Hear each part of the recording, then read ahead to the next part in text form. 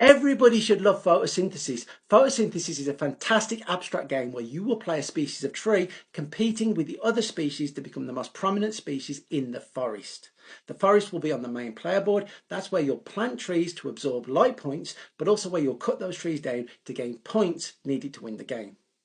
Now each player will receive their own personal player board, so keep an eye on that because that tells you how many light points it costs to buy the components from the player board, and also how many light points it costs to then place those components on the main board.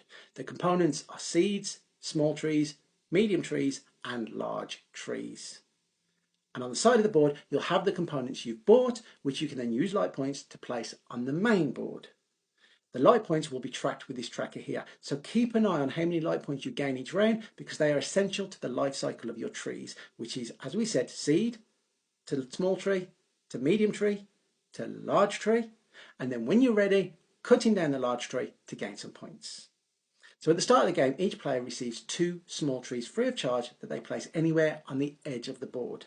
From there, you follow the life cycle. So your small tree can give off a seed.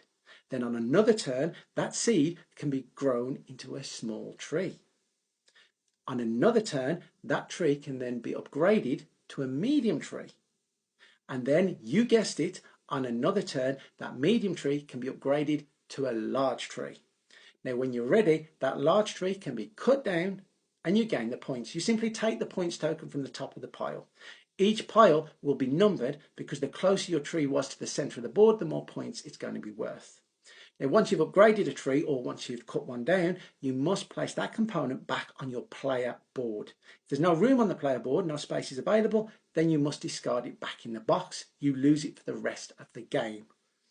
How do you gain light points though? Well, you'll notice there's a sun at the edge of the board. That sun will shine onto the board and the trees will absorb its sunlight. So small trees will absorb 1 light point, medium trees 2 light points, and large trees will absorb 3 light points.